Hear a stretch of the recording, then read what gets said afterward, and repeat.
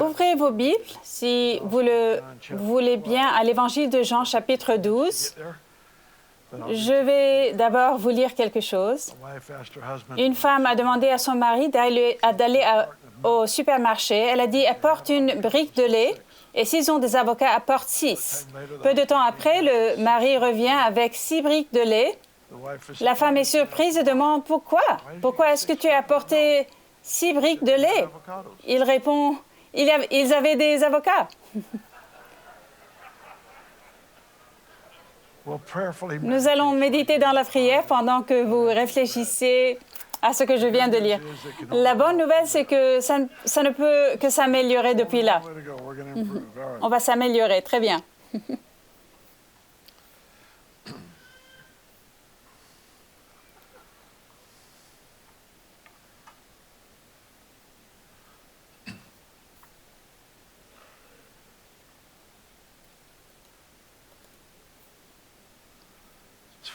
C'est amusant de voir comment les gens croient qu'ils ont été conçus, mais qu'ils ne croient pas en un créateur.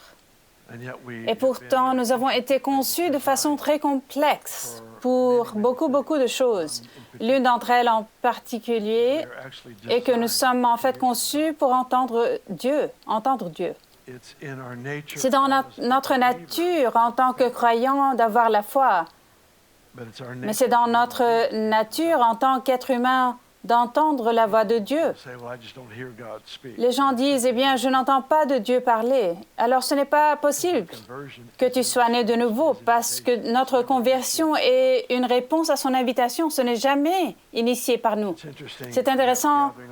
Vous pouvez organiser un rassemblement comme celui-ci et prêcher sur l'évangélisation et les gens viendront au Christ.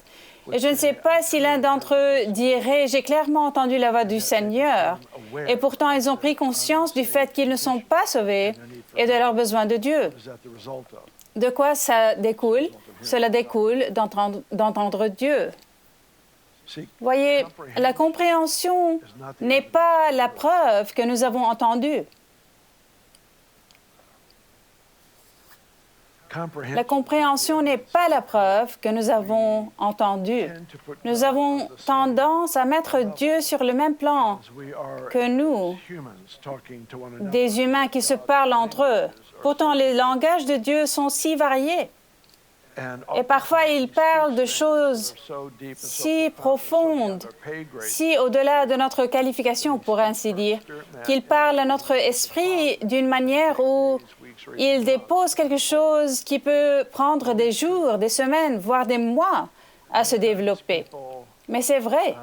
Peut-être qu'en affaires, vous prenez cette décision pour votre entreprise et il s'avère être une mine d'or. Et d'autres d'entre vous prennent une décision pour un membre de votre famille, peut-être pour lui offrir un cadeau, et c'était inhabituellement opportun. Vous n'en aviez aucune idée. Vous passez ce coup de téléphone, par exemple.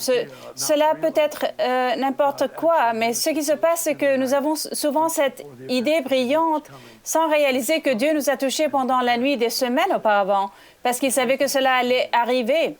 Il nous a parlé, il nous a préparés à cette décision que nous pensons être brillante et qui était en fait le produit de la voix de Dieu. Il parle.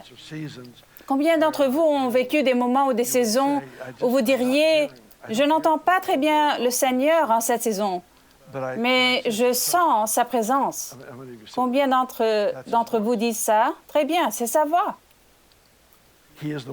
Il est la parole. Quand la parole se pointe, son effet est la voix.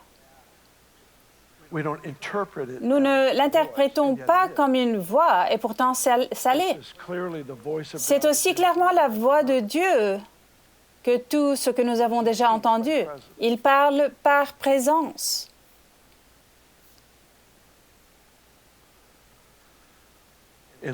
Dans le chapitre 4 de Luc, Jésus cite ce verset de l'Ancien Testament. « L'homme ne vivra pas de pain seulement, mais de toute parole de Dieu. » L'homme ne vivra pas de pain seulement, mais de toute parole de Dieu. Nous sommes en vie parce qu'il parle. Nous vivons comme une preuve de sa voix.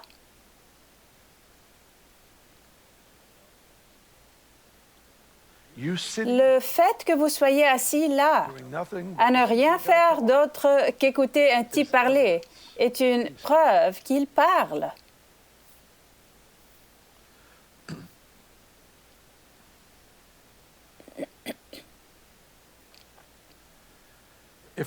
S'il était possible pour quelqu'un de ne pas avoir la capacité d'entendre Dieu, au moment où il parlerait, il aurait la capacité d'entendre Dieu parce qu'il crée lorsqu'il parle. Il parle et la chose arrive.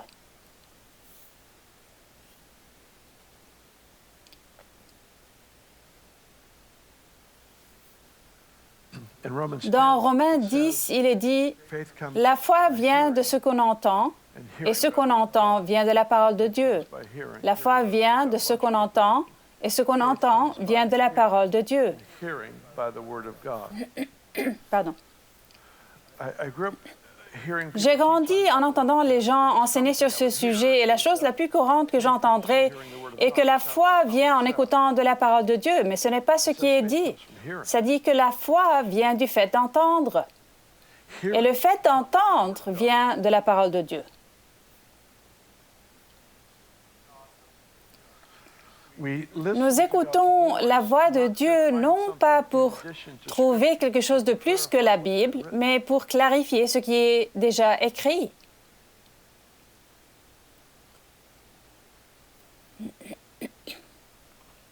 Randall Worley nous a donné une illustration il y a tant d'années où le père a dit à Abraham de sacrifier son fils, et alors que l'épée descend, le Seigneur parle et dit « Peu importe, j'ai changé d'avis. » Et il a souligné à quel point Isaac était heureux que son père continue d'écouter le Seigneur.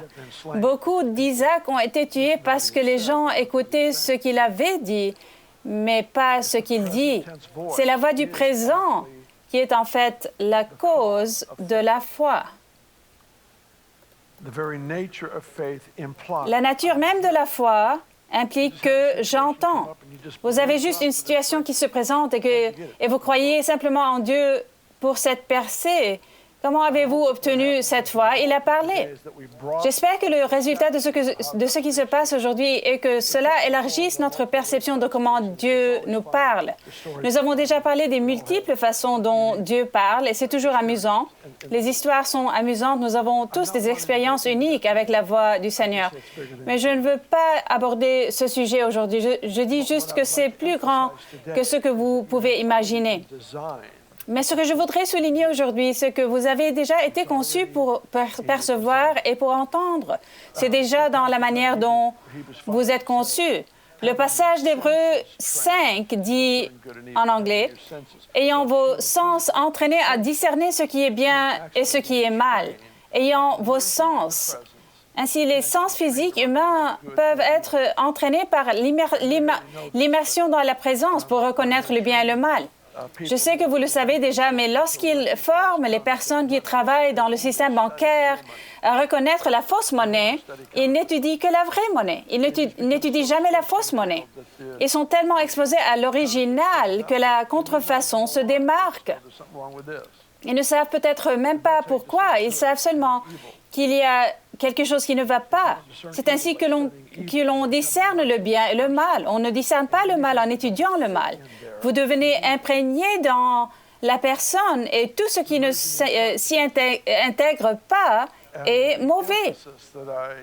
C'est l'immersion dans la présence. L'accent principal que je veux mettre aujourd'hui est le fait même que la présence est la voix. Je ne suis pas toujours prêt à comprendre ou à entrer dans ce qu'il est en train de me dire. C'est pourquoi on est dans un moment comme celui-ci que nous avons vécu ce matin où l'équipe de louange nous guide et où il y a juste cette conscience inhabituelle de la présence de Dieu. Mais ne vous empressez pas d'essayer de comprendre ce qu'il fait. Soyez juste l'enfant malléable. Soyez le voilier qui a une voile qui est mise en mouvement par le vent. On capture seulement le fait qu'il est là. Je ne le découvre pas par analyse, je le découvre par soumission, par abandon. Ce n'est pas que la compréhension soit mauvaise, il nous commande de poursuivre la sagesse et la compréhension, et c'est vital. Mais le problème se pose lorsqu'on n'obéit qu'à ce que nous comprenons, car on a alors un Dieu qui nous ressemble à nous beaucoup. Il fait notre taille, et ce qu'il cherche, c'est un peuple qui lui est soumis et qui lui dit oui, avant même qu'il ne parle. Le oui, avant qu'il ne parle, est en fait ce qui attire sa voix. Nous avons donc cette déclaration dans Romains 10, la foi vient de ce qu'on entend et ce qu'on entend vient de la parole de Dieu. Dieu ne parlera pas en contradiction avec sa parole écrite. C'est pourquoi l'exposition à cela, à la parole écrite, nous aide à reconnaître ce qui est en dehors de sa parole. J'ai entendu cette histoire drôle. Cette famille conduit sur une route de montagne et leur petit garçon, sorti de nulle part, il déclare « Il y a un gros rocher sur la route, juste au tournant. » Et le père conduisait. Il a été quelque peu étonné par la parole et a pris le virage un peu plus lentement que d'habitude. Et bien sûr, il y a cet énorme rocher au milieu de la route et ils ont été si impressionnés que leur enfant puisse entendre Dieu parler. Ils ont dit « Qu'est-ce qu'il dit d'autre ?» Et il a dit « Nous devons nous arrêter au McDonald's quand nous arrivons en ville. » Ce qui semble très typique pour nous tous. J'ai eu raison une fois, voyons si je peux l'entendre dans ma volonté. J'ai un super plan pour vos vies.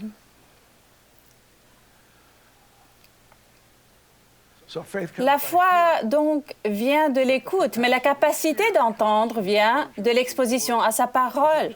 S'il ne s'agissait que de l'enregistrement de sa parole, j'ai plusieurs traductions sur mon téléphone. Je pourrais le faire lire toute la nuit et à la fin de la semaine, j'aurai la foi de Wigglesworth, si cela venait juste de l'écoute de la Bible.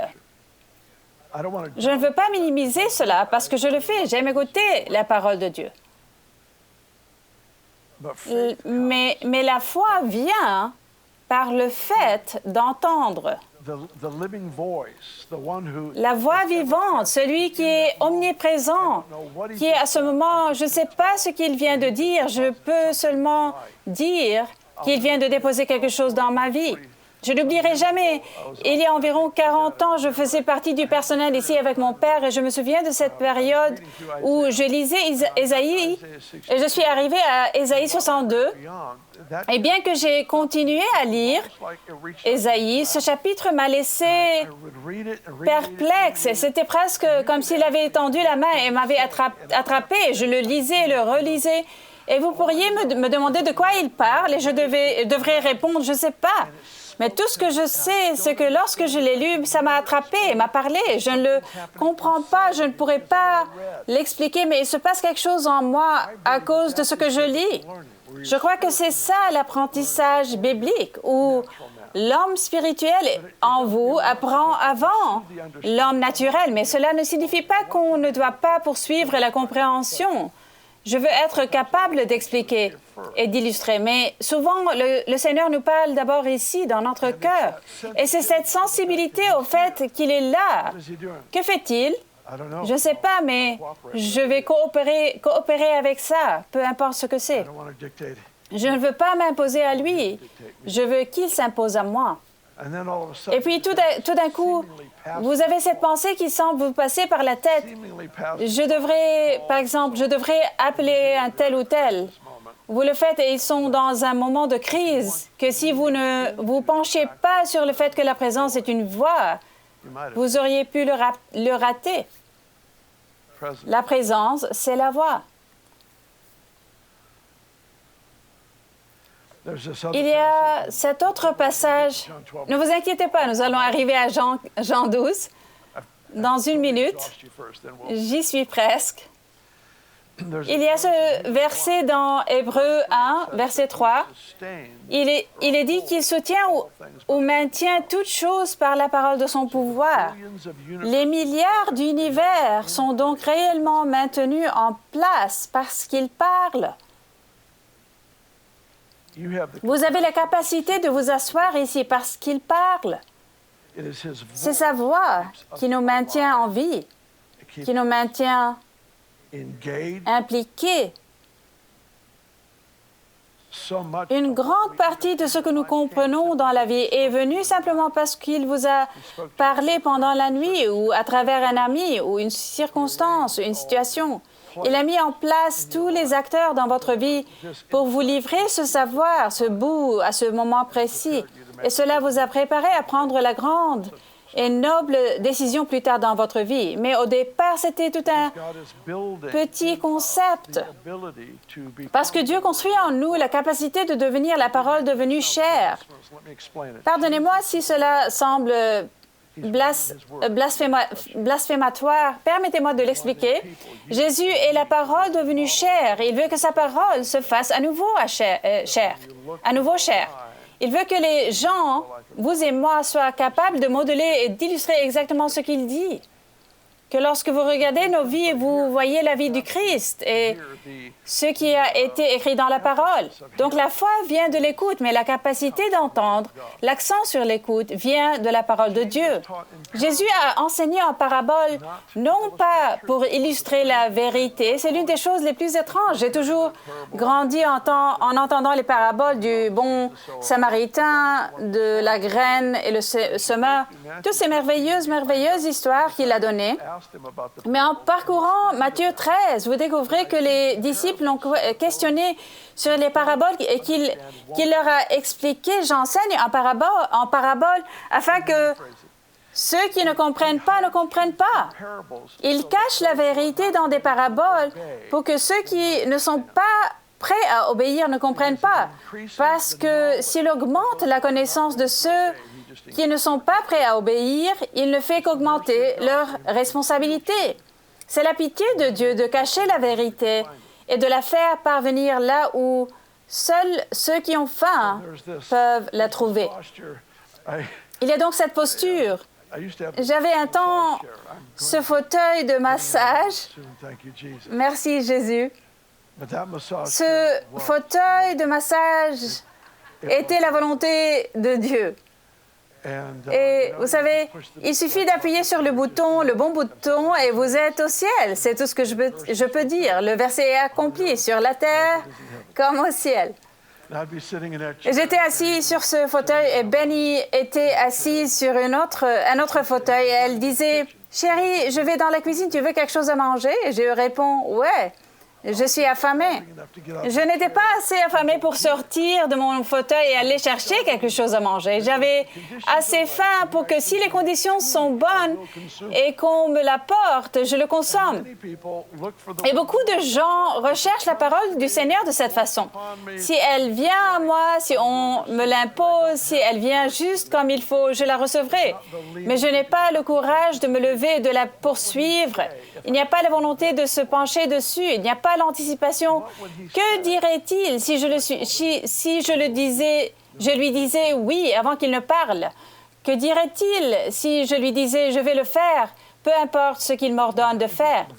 Il y a un verset intéressant dans Jean 7. Il dit, si quelqu'un veut faire la volonté de Dieu, il saura si mon enseignement vient de Dieu ou si je parle de ma propre initiative. C'est Jésus qui dit ça. Il dit, quiconque est prêt à faire sa volonté saura si l'enseignement vient de Dieu ou non. Qu'est-ce que ça dit? Réfléchissez à tout ça. Si je suis prêt à faire tout ce que Dieu me dit, la manière dont j'entends sera plus claire et je pourrai distinguer ce qui vient du Père de ce qui vient d'une personne. Le don de distinction est venu de la volonté d'obéir.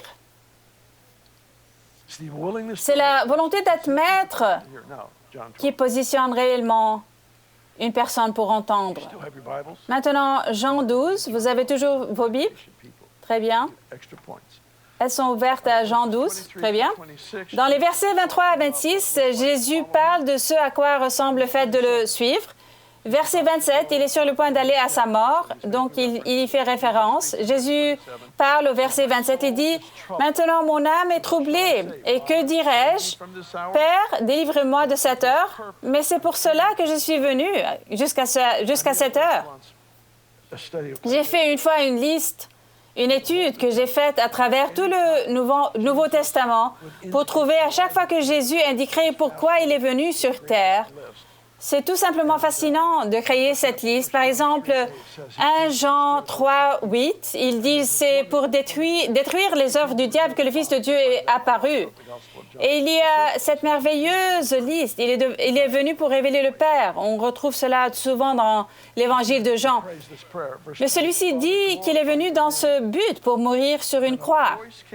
Il prie cette prière, verset 28. « Père, révèle la gloire de ton nom. Une voix vint alors du ciel. J'ai révélé sa gloire et je la révélerai encore. » La foule qui était là et qui avait entendu disait que c'était le tonnerre. D'autres disaient « Un ange lui a parlé. » Jésus reprit la parole. « Ce n'est pas à cause de moi que cette voix s'est fait entendre, c'est à cause de vous. » Or, aucun miracle ne s'est produit dans les versets suivants. Il explique tout simplement.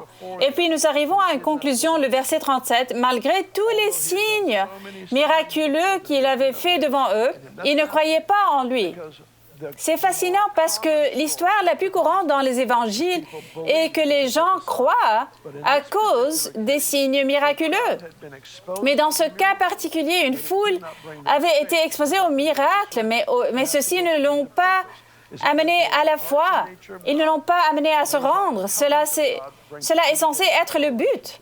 C'est-à-dire révéler le cœur et la nature de Dieu, établir l'alliance de Dieu, apporter une invitation à une relation.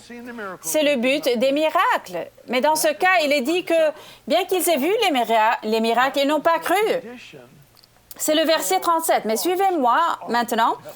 C'était leur condition avant que le Père ne parle du ciel. Et Jésus donne cette profonde explication. Il n'a pas parlé de manière audible pour mon bien, c'était pour votre bien, à cause de vous. Et pourtant, la moitié de la foule a entendu un tonnerre et l'autre moitié a cru que c'était des anges. Mais ce n'était pas à cause d'eux. En d'autres termes, il y a une explication naturelle et surnaturelle, mais c'est impersonnel et ce n'est pas pour moi. Je peux reléguer tout ce qui se passe à... Eh bien, qui sait ce qui se passe? Mais c'est soit qu'il y a une explication naturelle, soit surnaturelle, mais ce n'est juste pas pour moi. Je me souviens que les gens disaient cela à propos du réveil. Ils disaient, nous savons que c'est Dieu, mais ce n'est juste pas pour moi. Voici donc le tableau que j'aimerais vous peindre. Voici un groupe de personnes qui ont regardé Jésus faire ce qu'il a fait et qui n'ont pas été amenées à la foi.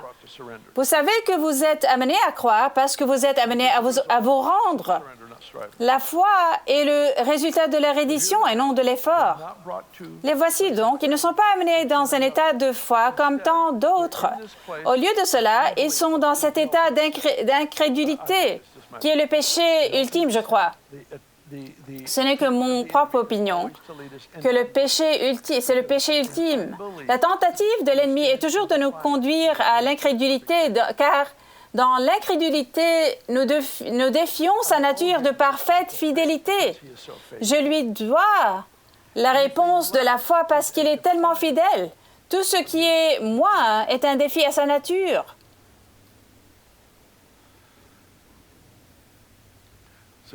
C'est un bon point, Bill. Juste continuez à prêcher, très bien. Les voici donc, ils sont dans cet état où ils voient, ils aperçoivent et ils ne sont pas émus vers la foi. Et quelle est l'autre option? Résistance, insensibilité, dureté de cœur. Dans cette condition, Jésus fait cette prière. Père, glorifie ton nom. Et le Père s'adresse à la foule de façon audible. Jésus l'a clarifié, il a dit, cela n'était pas pour moi, mais c'était pour vous, à cause de vous. Penser que le Père n'a pas parlé viole clairement sa propre norme personnelle sur la façon dont nous devons servir. Ne vous tenez pas devant un groupe de personnes et prêchez en langue. Vous êtes censé prêcher avec clarté.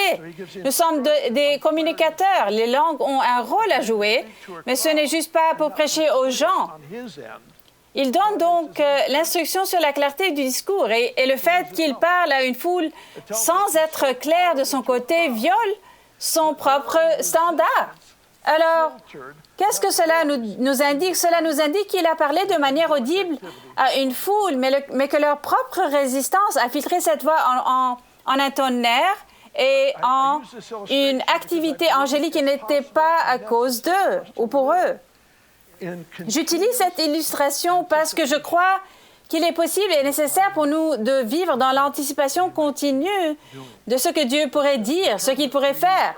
C'est le thème que nous avons utilisé à nos débuts, c'était se pencher vers lui. Nous nous réunions soir après soir et je pourrais me retrouver à me pencher et dire, je sais qu'il est là, je sais qu'il va faire quelque chose de merveilleux, je ne sais pas ce que c'est, mais je veux juste coopérer, c'est tout ce que je veux. Je veux juste pouvoir dire oui.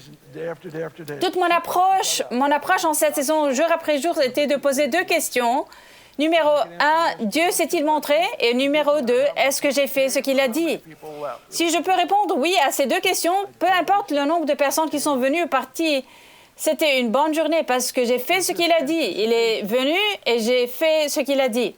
Il y a cette anticipation. Certaines personnes au naturel parlent si doucement dans une pièce.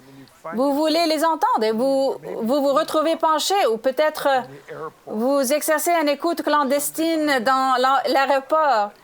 Quelqu'un derrière vous parle en silence, en secret. Le fait est que lorsque nous voulons entendre, nous nous penchons vers la personne. Nous anticipons. Et ce que le Seigneur nous dit dans le passage de Jean 7, c'est que la volonté d'obéir avant qu'il ne parle est ce qui attire sa voix dans notre situation. Pardon. Les 2 choses que je cherche aujourd'hui en vous parlant de tout cela, c'est premièrement de reconnaître simplement que Dieu parle tout le temps. Je n'en suis pas toujours conscient, mais c'est vrai, il le fait. Mais la deuxième chose dans cette position d'anticipation est que pourrait dire Dieu maintenant? Voici ce qui me fascine. La plupart du temps, quand je pose une question à Dieu, je n'obtiens pas de réponse immédiatement. J'obtiens rarement une réponse. Certains d'entre vous, vous avez juste cette conversation en cours et je suis jaloux de vous. Mais pour l'instant, soyez silencieux. Je ne veux pas entendre votre histoire, je veux que vous entendiez la mienne. Honnêtement, la plupart du temps, lorsque j'ai une question pour le Seigneur, il se peut que ce soit une écriture que je vois et je dis, « Mon Dieu, je ne comprends pas cela. » Et je suis tombée sur quelque chose la semaine dernière qui m'a laissé perplexe. Je me suis dit, « Je ne comprends pas cela. » Je l'ai fait au fil des ans et il me parlera, mais rarement à ce moment-là. Il se peut que ce soit un mois plus tard. Mais lorsque vous posez la question, vous avez la responsabilité de reconnaître la réponse quand elle arrive, parce que parfois, elle arrive parce qu'il arrive parfois qu'elle vient par un ami dans une conversation, sans même savoir qu'il répond à votre question. Cela peut venir d'une émission de télévision, d'un album de culte que vous écoutez. Il peut s'agir d'une simple idée, simple pensée inspirée. Vous roulez sur la route et vous vous dites « Oh, je comprends cela maintenant. » Mais c'est parce que vous êtes en attente de celui qui parle. D'une certaine manière, se positionner comme auditeur de Dieu est énorme. La Bible dit « Ne méprisez pas le jour des petits commencements. » Qu'est-ce que ça veut dire? Ne discréditez pas la petite enfance. Ne discréditez pas ce que vous pensez être une incapacité au lieu de vous concentrer sur la petite capacité. Lorsque vous ne tenez pas compte des progrès que vous avez réalisés, que vous critiquez ou que vous ne vous estimez pas à cause de ce que vous n'êtes pas, vous nuisez en fait au progrès que vous avez réalisé.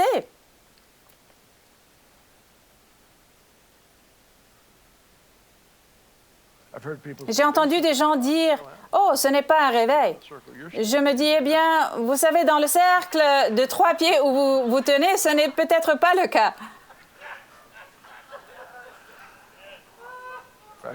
En fait, si je devais voter, je serais d'accord avec vous. Ce n'est pas un réveil dans un cercle de 3 pieds. Je vois Dieu faire quelque chose de puissant. Je regarde ensuite les critiques. Je ne parle pas des gens qui ne nous aiment pas, mais de ceux qui nous aiment. Et je ne dis pas cela pour susciter de la sympathie, mais pour souligner le fait que parfois, une graine a commencé à pousser et que quelqu'un vient la tuer parce que ce n'est pas un arbre adulte.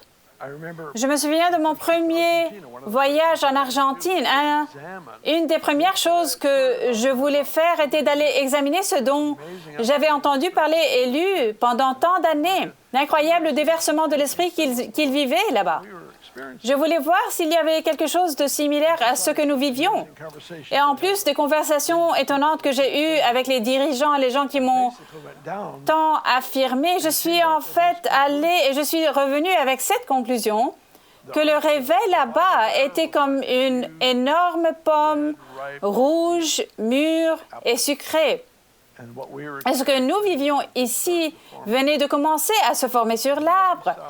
Il est peut-être aigre et amer, mais il est 100% pomme. Et on n'arrive pas à maturité en le discréditant. Traduisez cela maintenant en votre capacité à entendre Dieu. Ne dites plus jamais, n'impliquez plus jamais qu'il est difficile pour vous d'entendre Dieu, parce que c'est dans votre nature d'entendre Dieu. C'est votre nature, c'est qui vous êtes. C'est dans le design. Tout en vous était façonné et conçu pour percevoir, pour reconnaître, pour avoir de la camaraderie et échanger avec le Dieu Tout-Puissant. Tout en vous. Je ne suis pas aussi bon que je le voudrais, mais je suis meilleur qu'avant. Et ce n'est pas maintenant ce que ça va être. Mais c'est mon oui, avant qu'il ne parle, qui me positionne pour anticiper et pour me pencher.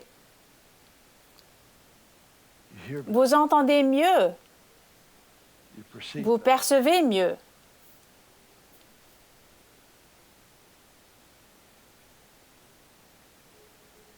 C'est la chose la plus étrange. Je l'ai observé dans des réunions où des miracles extraordinaires ont lieu. Et je fais tellement de choses de ce genre avec Randy Clark, un de mes meilleurs amis. J'apprends tout le temps, mais je l'observe et j'apprends de lui combien il y a souvent une impression subtile. Quand on pense à une parole de connaissance, quand on pense à une parole prophétique, je pense au moins à quelque chose de beaucoup plus évident. Bien sûr, c'est le Seigneur, pas celle-là. Cette petite impression subtile qui dit « Quelqu'un a été blessé dans une camionnette blanche qui s'est renversée sur son toit. » Et c'est aussi facile à rater qu'à obtenir. Ce n'était pas exigeant. Il fallait en fait se pencher dessus pour la reconnaître. Et puis, tout d'un coup, vous en avez assez d'essayer de protéger votre propre dignité et votre propre réputation. Et vous vous dites, quel est le pire qui puisse arriver? Rien. Et cela est déjà le cas. Rien n'arrive. Et puis, tout à coup, j'étais à une réunion où cela s'est réellement produit. J'utilise cela comme exemple. Il y avait, je crois, 5 personnes dans la salle qui étaient dans des camionnettes blanches qui s'étaient renversées. Quelle est la probabilité? Il y avait quelques milliers de personnes là-bas, mais quand même, quelles sont les chances d'avoir quelqu'un dans la pièce qui a été dans une camionnette blanche qui s'est renversée? Et puis d'en avoir 5 qui ont tous eu la même expérience. 4 ont été instantanément guéris. Ce que j'essaie de dire, c'est qu'il ne s'agit pas de signes et de miracles. Ce n'est pas une question de prophétie. Il ne s'agit de rien de tout cela. Il s'agit du fait que Dieu parle et que vous entendez. Penchez-vous et vous reconnaîtrez mieux ce qu'il dit si vous dites simplement oui avant qu'il ne parle.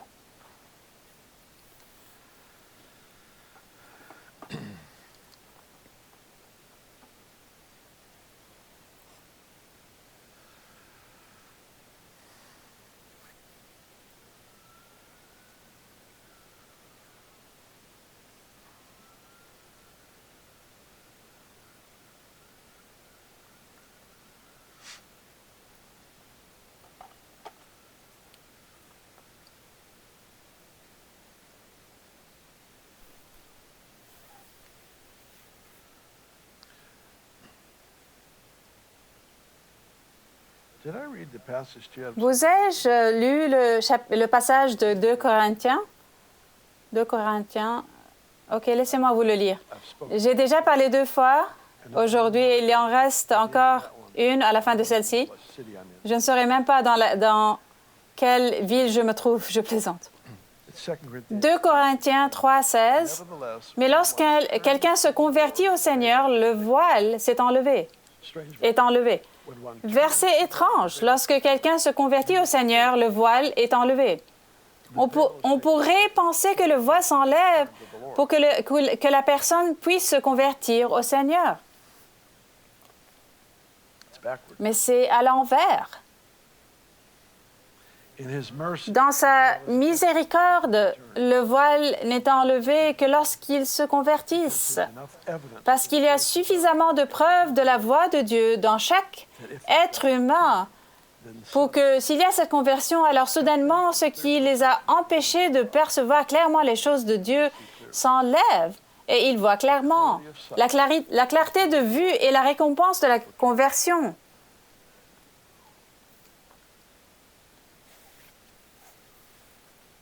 La clarté avec laquelle il nous parle et la clarté avec laquelle nous entendons sont données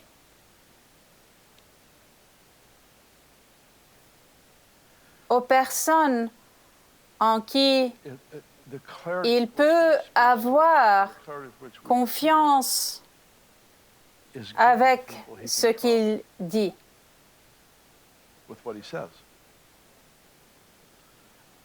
Je sais que cela semble un peu gênant, mais la responsabilité devant le Seigneur est différente si vous recevez une subtile impression par rapport à la voix audible.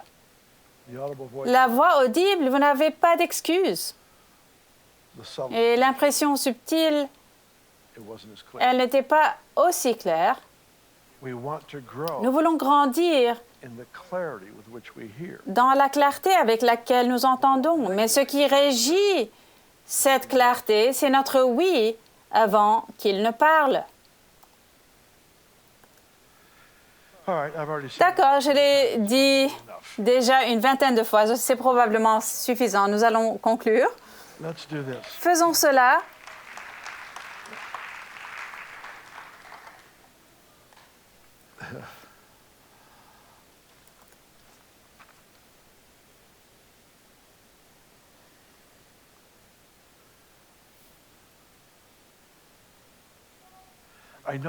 Je sais qu'à chaque fois que vous parlez de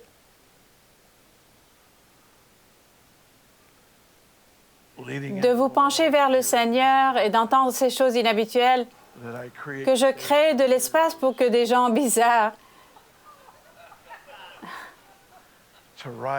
puissent remonter à la surface et ils disent « Enfin, il y a quelqu'un qui me comprend ». Et ils ont alors la permission de faire toutes ces choses bizarres et de rejeter la faute sur Jésus.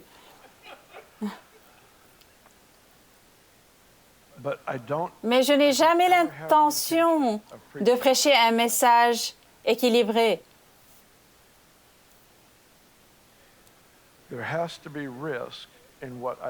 Il doit y avoir un risque dans ce que je dis. Permettez-moi de reformuler. Le risque pour ce que je dis doit être plus grand que le risque d'avoir des gens qui en feront un mauvais usage. Et je sais que les gens vont se pencher et faire des choses stupides, mais ils vont rejeter la faute sur Dieu et ils diront que je leur ai enseigné. Voici une toute autre vidéo sur YouTube, juste là.